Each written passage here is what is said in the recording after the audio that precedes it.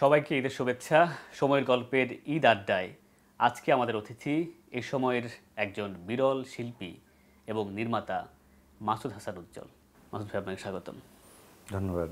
মাসুদ ভাই, এবারে ঈদ কেমন কাটছে? ঈদ নিয়ে আমার কখনো কোনো উত্তেজনা ছিল না, এরকম না, কিন্তু আজকাল আর নেই। কারণ গোটা রমজান মাসে হামাসে যে ধরনের পরিস্থিতি দেখেছি আমরা, শিশু হত্যা থেকে শুরু করে এই যে এরপর আর ঈদের খুশি বলে কিছু থাকার মতো মানসিক অবস্থায় নেই আসলে।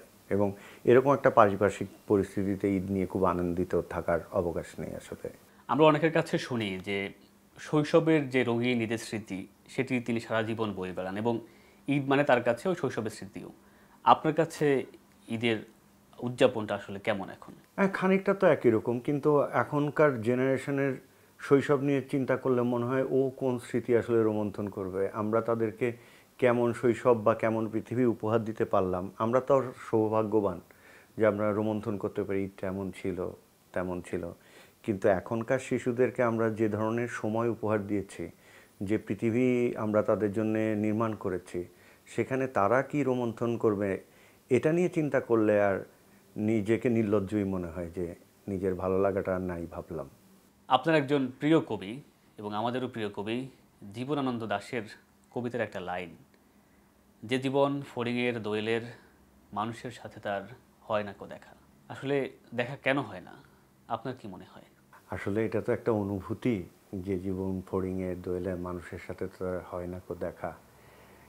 এটা আসলে এত মেটাফরিক, হ্যাঁ, খালি অনুভব করা সম্ভব। টি.এস. ইলিয়টের একটা কবিতা আছে, হ্যাঁ, we prepare the faces to meet the faces we meet. দেখেন খুব সিমিলারিটি কিন্তু দুইটা লাইনের মধ্যে, হ্যাঁ, যে we prepare the faces to meet the faces we meet. হ্যাঁ, যে জীবন ফড়িংয়ের দোয়েলের, মানুষের সাথে তার দেখা হয় না কো দেখা। এটা এরকম একটা অনুভূতি যে এক্সিস্টেন্স নিয়ে, যা আমরা আসলে কোথায় এক্সিস্ট করি। হ্যাঁ, মানে মানুষের জীবন তো অনেক বাধা পড়া একটা জীবন, দোয়েলের ফড়িংয়ের জীবন তো বাধা পড়া জীবন না। হ্যাঁ, তার মানে আপনার আকাঙ্ক্ষায় থাকে যে আপনি ওই ওই মুক্তিটা চান, কিন্তু আপনি আসলে শৃঙ্খলে আবদ্ধ একটা মানুষ। এই এই যে একটা শূন্যতা, এই অনুভূতি নিয়েই মনে হয় এই দুই কবির দুই পংক্তি, টি.এস. ইলিয়টের আর জীবনানন্দ দাশের। আপনি কি আপনার কাজের মাধ্যমে সে অর্থ খুঁজে ফেরেন? এটা তো একটা কোয়েস্ট বলা যায়, যে আমি খুঁজছি, এবং এই খোঁজা তো কখনো সমাধান হবে না, শেষ হবে না, খুঁজতে থাকতে হবে। এখন পর্যন্ত কোনো অর্থ খুঁজে পেয়েছেন আপনি জীবনের? আমার মনে হয় জীবনের অর্থ খুঁজে পেলে তো জীবন থেমেই গেল। হ্যাঁ, জীবনের অর্থ খোঁজাই আমাদের কাজ, সমাধান করা তো আমাদের কাজ না, আর সমাধান হয়ও না। মানব সভ্যতা তো একটা চলমান প্রক্রিয়া, মানব জীবন, ওটা আপনি কখনোই কোনো ডিডাকশানে পৌঁছাতে পারবেন না। মাসুদ হাসান উজ্জ্বল এভাবে ভাবতে পারছেন, এভাবে কাজ করতে পারছেন, সেটা আসলে গড়ে উঠলো কীভাবে?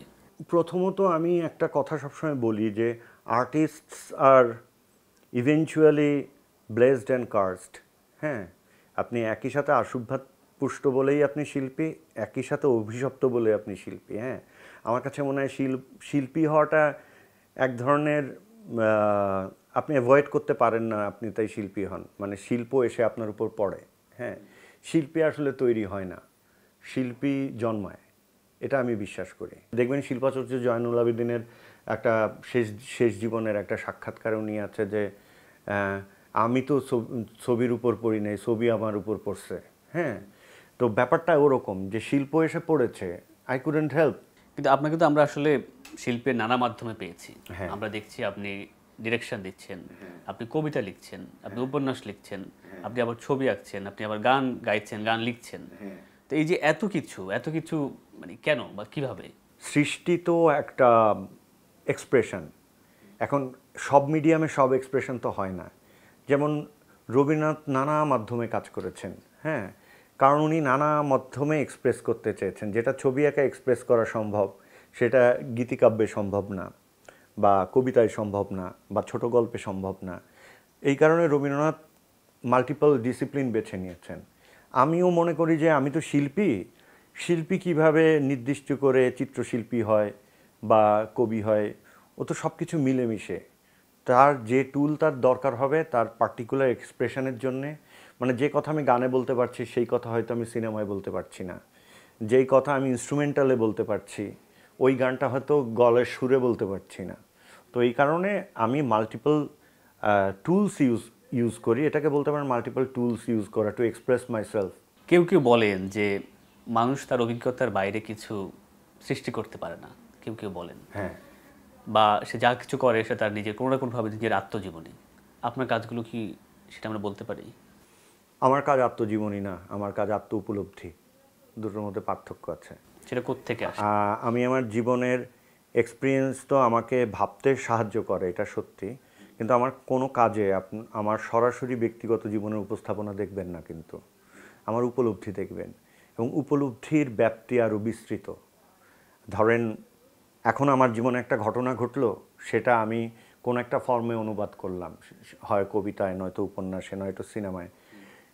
সেটার ব্যাপ্তি খুব বিশাল না আসলে, কিন্তু সেটা নিয়ে অনেক যদি আমি প্রত্যক্ষ বা পরোক্ষভাবে ভাবনা তাড়িত হই এবং সেটা যদি জমতে থাকে, তখন সেটা ফসিলের মতো হয়, তখন সেটা অনেক, ওর ব্যাপ্তি অনেক বিস্তৃত হয়। সুতরাং আমি কাজ করি অনুভব আর উপলব্ধি নিয়ে, অভিজ্ঞতা নিয়ে না। আচ্ছা, এই যে আমরা যখন আপনার কাজগুলো দেখি, সেটার নির্দিষ্ট একটা ক্যাটাগরি দর্শক সেটা আছে, কিন্তু আবার কেউ কেউ সেটাকে দুর্বোধ্য ভাষাও বলেন। তো এই যে আবার কেউ কেউ বলেন যে জনপ্রিয়তা এবং মানসম্মতার মধ্যে এক ধরনের দ্বন্দ্ব আছে, আপনি সেটা কীভাবে দেখেন? এটা আসলে একটা ভুল প্রচারণা আমার মনে হয়, এবং ক্ষেত্র বিশেষে এটা একটা অন্যায় প্রচারণা, যে মান আর গ্রহণযোগ্যতা এক কাতারে কেন ফেলা যাবে না। হয় কি, আমাদের পৃথিবী নিয়ন্ত্রিত হয় হচ্ছে পুঁজিপতিদের দ্বারা, মানে স্পেসিফিক্যালি এখনকার সময় বলতে গেলে কর্পোরেট ইকোনমি দ্বারা। কর্পোরেটদের কাজের সুবিধার জন্য, বৃহত্তর ব্যবসার জন্যে তারা ম্যাস প্রোডাকশনকে উৎসাহিত করে। ব্যবসায়ীদের ব্যবসা হচ্ছে, কালচারালি তো কিছু হচ্ছে না, কারণ কালচারের এনহ্যান্সমেন্টের জন্যে নির্দিষ্ট বিষয়, নির্দিষ্ট দক্ষতা এবং এক্সপ্রেশনের মানুষ থাকতে হয়। তাদেরকে যখন আপনি কোণঠাসা করে দেন, তখন হয় কি, তাদেরকে যখন মানুষ দেখেই নেই, তখন মানুষ বুঝবে কি করে যে যা সে দেখছে তার চেয়ে বেটার জিনিস আসলে হওয়া সম্ভব। তো সেটা হচ্ছে না, কিন্তু তার মানে হলে কি হতো, যখন আপনি বেটার জিনিস সামনে আসতে দিবেন, কালচারালি হাই, কালচারালি ডিপ কোনো কিছু যখন সামনে আসতে দেবেন, মানুষ অ্যাকর্ডিংলি সেটা গ্রহণ করবে। কারণ সাধারণের কাজ কিন্তু গভীরভাবে ভাবা না, গ্রহণ করা আর বর্জন করা তার কাজ। আপনি যদি বিদেশি ভাষা, হিন্দি ভাষা বুঝতে পারেন, চাইনিজ ভাষা বুঝতে পারেন, কোরিয়ান ভাষা বুঝতে পারেন, আপনি বাংলা ভাষা বুঝতে পারেন না, সেটা তো আসলে মেনে নেওয়ার মতো না। তার মানে আপনি বাংলা ভাষা নিয়ে মানে চিন্তিত না আসলে, মাতৃভাষা নিয়ে, বা মাতৃভাষা নিয়ে গভীরভাবে ভাবছেন না। আপনি ইংরেজি বলার সময় খুব সচেতন থাকেন যে প্রপার ফ্রেজ, ইডিয়মসে আপনি কথা বলতে পারছেন কি না। হ্যাঁ, তো মানে আপনার ইংলিশটা যেন কনভেনশনাল ইংলিশ না হয়, যেন খুব স্মার্ট হয়, ফ্রেজ জানেন আপনি, ইডিয়মস জানেন। তাহলে বাংলার ফ্রেজ জানেন না কেন? তাহলে বাংলার শব্দমালা যে বিস্তৃত ভাণ্ডার, এটা আপনি জানেন না কেন? আপনি জানেন না, সেই দোষ তো আমার না। কিন্তু হচ্ছে না কেন আসলে? যাদের কাজ রুচি তৈরি করার, যারা এই দায়িত্বটা নিয়েছেন, তারা নিজেরা কি সমৃদ্ধ নয় আপনার মনে হয়? দায়িত্ব নিয়েছেন থেকেই তো শুরু করা, যে দায়িত্ব আসলে কে নিয়েছে, আদৌ কেউ নিয়েছে? নেয়নি তো। সবাই শিল্প সাহিত্যের এই মাধ্যমকে, মানে আমরা তো কাজ করতে গেলে বলি যে শিল্পীর সামাজিক দায়বদ্ধতা আছে, হ্যাঁ, সেই জায়গা থেকে বলছি। প্রথমত আগে বাদ দিতে হবে ঢালাওভাবে একটা নির্দিষ্ট পেশার মানুষকে শিল্পী হিসাবে স্বীকৃতি দিয়ে ফেলা। শিল্পীর তাৎপর্য তো অনেক বড়, তার দায়বদ্ধতা অনেক বড়। হ্যাঁ, তাকে প্রতিদিন ট্যাগ দেওয়ার দরকার নাই যে সে শিল্পী। সে যদি শিল্পীই হয়ে থাকে, তাহলে তার দ্বারা একটা সমাজ, একটা সময় এনরিচড হবে। এখন আমরা বিবেচনা করব আমাদের সময় কি আমাদের শিল্প সাহিত্য দ্বারা এনরিচড? আমার তো ব্যক্তিগতভাবে মনে হয় না, মোটেও এনরিচড না। 10 বছর পর আমরা আমাদের কোনো বিষয়ের কাল্ট, যেগুলো আপনি বলতে পারবেন, মুখে নেবেন কোনটা যে এটা আমার কাল্ট, 20 বছর পর কি আছে? তাহলে শিল্পী কোথায়? একটা পেশায় থাকলেই আপনি বললেন যে শিল্পী, মানে নাটক করলেই শিল্পী, সিনেমা করলে শিল্পী, অভিনয় করলে শিল্পী, নির্মাণ করলে শিল্পী। শিল্পী এত সহজ? একটা নির্দিষ্ট পেশায় আপনি গেলেন আর সঙ্গে সঙ্গে শিল্পী হয়ে গেলেন, এই বিষয়টাই তো আগে আগে ঠিক করতে হবে, যে কোন কিসের নিরিখে, কোন মানের উচ্চতায় তাকে শিল্পী বলা হচ্ছে, এটা তো জরুরি। আমি যদি শিল্পের নিরিখে যদি বলি যে শিল্প তো আসলে একটা অনিশ্চিত যাত্রা, সেখানে আপনি নিরলস সাধনা করে গেলেন, আলটিমেটলি আপনি গন্তব্যে পৌঁছাতে পারবেন কিনা, কিছু সৃষ্টি করতে পারবেন কিনা, সেটা আপনি জানেন না। হ্যাঁ, বা আপনি সৃষ্টি করলেন, সেটি দর্শক গ্রহণ করবে কিনা, সেটাও আপনি জানেন না। হ্যাঁ। তাহলে এই যাত্রায় শিল্পীরা কেন পা বাড়ায়, বা আপনি কেন পা বাড়ালেন? গ্রহণ বর্জনের উপর শিল্পীর জীবন আসলে নির্ভরশীল না, একদমই না। হ্যাঁ, ভিনসেন্ট ভ্যান গগ যখন ছবি আঁকার জন্য সংগ্রাম করছেন, তার বাবা তখন কারেন্ট মিনিস্টার, মন্ত্রীর ছেলের এত কষ্ট করার কিছু ছিল না কিন্তু। হ্যাঁ, শিল্পী প্রতি মুহূর্তে রিওয়ার্ডেড হয়, এটা কি জানেন? শিল্পী প্রতি মুহূর্তে পুরস্কার পায়। আপনি যখন একটা সৃষ্টি করছেন, ওই সৃষ্টির আনন্দই আপনার পুরস্কার। এই ক্ষেত্রে আপনার শিল্পীকে স্বার্থপর মনে হতে পারে যে ও আচ্ছা পুরস্কার তো পেয়েই যাচ্ছেন, ওইটুকু পুরস্কার। এরপর শিল্পী যদি শিল্পী হয়ে থাকে না, সে ওই ভাবনা দ্বারা তাড়িত না যে সে তাকে গ্রহণ করা হলো না বর্জন করা হলো। হ্যাঁ, এর এর সাথে শিল্পীর কিছু যায় আসে না। হ্যাঁ, শিল্পী হিসাবে বা শিল্পের স্বীকৃতি হচ্ছে তার জীবনযাপনকে সহজতর করে। কিন্তু মানে আপনি তো মানুষকে জানানোর জন্যই তো নিজে যা অনুভব করছেন সেটা তো মানুষের কাছে জানানোর জন্যই সেটা প্রকাশ করছেন। হ্যাঁ, সেটা যদি মানুষ গ্রহণ না করে তখন আপনার সেটা আহত হয় ভিতরে ভিতরে যে আমি লিখলাম বুঝলো না, আমার এই কবিতাটা মানুষ বুঝলো না, পাঠক গ্রহণ করলো না। এটা খুব ইন্টারেস্টিং একটা ব্যাপার। আমার মনে হয় এটা আপনার নির্ভর করে শিল্পীর ম্যাচুরিটির উপর। হ্যাঁ, শিল্পীর যতক্ষণ অতটা ম্যাচিউরড হয়নি ততক্ষণ তার এসব মান অভিমান হয়। যখন সে ম্যাচিউরড হয়ে যায় তখন সে আর এগুলোর জন্য কেয়ার করে না আসলে। আপনার কাজগুলোতে আমি দেখি অনেকগুলো নাটক শুরুই হচ্ছে কবিতা দিয়ে। হ্যাঁ, এটা কেন? মানে কবিতার প্রতি আপনার কি বিশেষ কোনো দুর্বলতা আছে? ফিল্ম বা ফিকশনকে আমি আসলে পোয়েট্রি হিসাবে দেখি।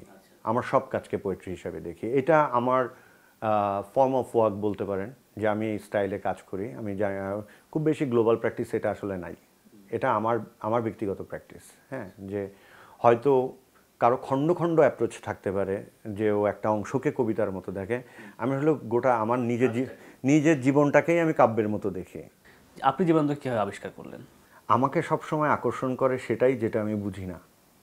হ্যাঁ, আমার ধারণা জীবনানন্দ দাশ আমি এখনও বুঝি না। আমি জীবনানন্দ দাশকে খানিকটা অনুভব করি, এবং অনুভূতি নিয়ে কাজ করার আনন্দ সবচেয়ে বেশি আনন্দ আমার কাছে মনে হয়। আমি তো শুরুতে বলে I am not a translator. হ্যাঁ, আমি জীবনানন্দ দাশকে অনুভব করতে চাই। হ্যাঁ, এবং এটা একটা এরকম প্রবণতা, আপনি যদি আমার কিশোর বয়স থেকে আমি হিসাব করি, এই কার্ল মার্কসের একটা কথা ছিল, বস্তুকে চিনতে হয় তার প্রবণতার ভিতর দিয়ে। একটা মানুষের ইন্টেনশন ঠিক করে দেয় সে সামনে কি করতে যাচ্ছে। তো আমার মনে আছে খুলনা পাবলিক লাইব্রেরিতে যেতাম ক্লাস 7-এ যখন পড়ি, তখন হঠাৎ ইউরোপিয়ান আর্ট উল্টাতে উল্টাতে, নট রেনেসাঁ, নট ইমপ্রেশনিজম, আমার হঠাৎ চোখে আসলো বারোক রোকোকো। দেখবেন শিল্পে এটা খুব বেশি উল্লেখিত বা আলোচিত কোনো ইজম না, যেটা রেনেসাঁ পরবর্তী একটা শিল্প বারোক রোকোকো। এটা দেখে আমি ইউরোপিয়ান আর্টে আগ্রহী হলাম। বা আমার মেজো বোন আমাকে, উনি যখন ঢাকা ইউনিভার্সিটিতে পড়তেন তখন আমাকে একটা বই এনে দিলেন, কার্ল জিব্রানের প্রফেট। তো আমি কিশোর বয়সে এগুলো আমি তো বেছে নিলাম। হ্যাঁ, ওই সময় হয়তো অন্য বই পড়তে পারতাম। তো আমার প্রবণতাই ছিল একটু মেটাফরিক্যাল, একটু সুরিয়ালিস্টিক জিনিসের প্রতি আগ্রহ। এবং even I didn't know the sense of surrealism right at that time. হ্যাঁ, বা মেটাফিজিক্যাল পোয়েট্রি কী জিনিস আমি কিন্তু জানি না। হ্যাঁ, কিন্তু আমি গ্রহণ করলাম এই জিনিসটা। ঠিক একই কাতারে জীবনানন্দ দাশ পড়ে গেলেন, যে উনি অনেক বেশি মেটাফিজিক্যাল, অনেক বেশি সুরিয়ালিস্টিক, কিন্তু ওনাকে সুরিয়ালিস্টিক পোয়েট বলার ব্যাপারটা কিন্তু উনি পছন্দ করতেন না। হ্যাঁ, উনি বলতেন ওনাকে এটা করে একটা বিশেষায়িত করে দেওয়া হচ্ছে। হ্যাঁ, তো বা দুর্বোধ্যতার কবি বলা হতো ওনাকে। হ্যাঁ, নির্জনতার কবি একটা টার্মও কিন্তু উনি পছন্দ করেন নাই। হ্যাঁ, উনি সবসময় বলেছেন যে এটা বলার অর্থই হচ্ছে আমাকে সীমাবদ্ধ করে দেয়, আমি তো আরও অনেক বিষয় নিয়ে লিখি, সেগুলো নিয়ে বলো। আপনার কাছে জীবনানন্দের একটা অবয়ব নিশ্চয়ই ধরা দিয়েছে, তার মনস্তাত্ত্বিক। সেটা আসলে কেমন? আমরা যে বলছি সেটাই নির্জনতম নয়, সেটি দুর্বোধ্য নয়, সেটি আমরা আবার তার ব্যক্তিগত জীবনের অনেক নানা প্রেক্ষাপট আমরা জানি, বঞ্চিত কিংবা নিগৃহীত, সেটা জানি। আপনার কাছে কেমন ধরা দিয়েছে বা আপনি কেমনভাবে উপস্থাপন করেছেন? যেমন ধরেন জীবনানন্দ দাশ কতখানি নিগৃহীত ছিলেন, বঞ্চিত ছিলেন। জীবনানন্দ দাশ কেন, কোনো শিল্পীর ক্ষেত্রে এটা আমার কাছে মানে দরকারি মনে হয় না। দরকারি মনে হয় এটা সৃষ্টি। আপনার সৃজন প্রক্রিয়া আপনাকে এক ধরনের সংগ্রামের মধ্যে দিয়ে যাবে। ওই যে ঝিনুক যেভাবে মুক্তা বানায়, হ্যাঁ, আপনাকে ওইটা অ্যাকসেপ্ট করে নিয়ে আপনাকে সৃষ্টি করতে হবে। সমস্যা হচ্ছে কি, আমরা শিল্পীর সৃষ্টির চেয়ে তার ব্যক্তিগত জীবন নিয়ে বেশি চিন্তিত থাকতে চাই। হ্যাঁ, জীবনানন্দ দাশ খেতে পাননি, জীবনানন্দ দাশ চটি ক্ষয় করেছেন, ট্রামের কন্ডাক্টর হতে চেয়েছেন, এগুলো খুব সেলেবল মেলোড্রামা আমি বলবো। কিন্তু শিল্পী নিজে তো মেলোড্রামাটিক না। আপনি বলেন তো যে জীবনানন্দ দাশ সংগ্রাম করেছেন বলে কবিতা লেখেননি, এরকম কোনো ঘটনা কি ঘটেছে? ঘটেনি তো। উনি যখন 8 বছর ঢ্যাঁড়স খেয়ে বাঁচছেন, ভাত খাচ্ছেন না 1 পয়সা বেশি লাগে বলে, তো এই 8 বছর পরে তো উনি এসে 8 বছর আগের একদিন কবিতাটাও লিখলেন। ওনার লেখা তো থামেনি। ফলে শিল্পী যেখানে নিজেই আক্রান্ত বোধ করেননি ওনার সংগ্রামের কারণে, সেখানে আমাদের সংগ্রাম কেন বড় হতে হবে? আমাদের কাছে বড় হতে হবে তার সৃষ্টি।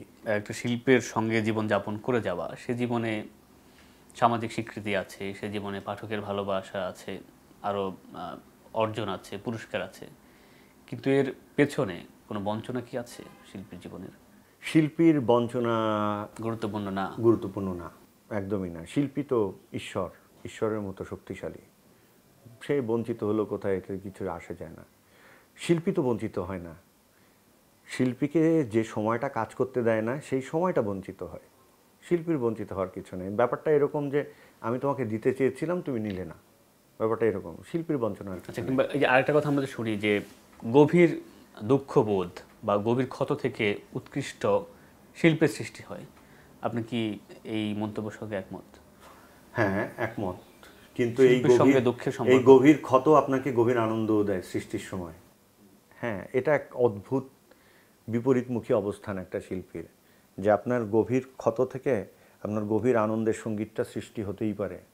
হ্যাঁ, এটার আপনি তো কোনো ব্যাখ্যা করতে পারবেন না। ওই আমি ঝিনুকের মুক্তো তৈরি করার যে কথা বললাম, শিল্প সৃষ্টিটা এরকম। মুক্তো দেখে তো কেউ বলে না যে এটা এই ক্ষয়ের মাধ্যমে এসেছে, বলে আহ কি সুন্দর। সুতরাং শিল্পীর জীবনটা এরকম, সে গভীর ক্ষত থেকে উচ্চারিত তার শিল্প, কিন্তু একই সাথে আবার আনন্দদায়কও। নীরবতা এবং নিঃসঙ্গতা সৃষ্টির ক্ষেত্রে কতটা অবদান রাখে? খুব গুরুত্বপূর্ণ অবদান রাখে। যেমন আমার এমনও হয়, আমি হয়তো একটা ভিড়ের মধ্যে আছি 10-20 জন, হ্যাঁ, কিন্তু আমি আসলে সেখানে মানসিকভাবে নাই। ওখানে হয়তো আমার সবচেয়ে গভীর ভাবনাটা তৈরি হচ্ছে। সুতরাং নীরব জায়গায় থাকলেই নীরবতা তৈরি হবে তা না। শিল্পের স্বার্থে নীরবতা তৈরি হয়ে যায়। আর আপনি যখন নীরব তখনই আপনি ভাবেন, তখনই আপনি করেন। আসলে ব্যাপারটা এরকমই।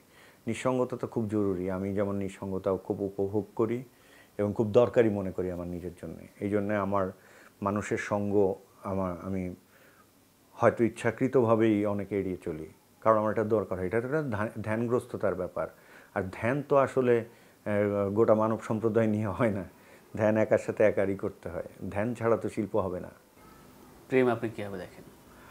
প্রেম জীবনে দরকার। এখন মানবীর প্রেম যেটা দেখতে পারা যায়, যে প্রেম সামাজিকভাবে স্বীকৃত, সেই প্রেমটা আমার জন্যে দরকারি ছিল আমার আরও কম বয়সে।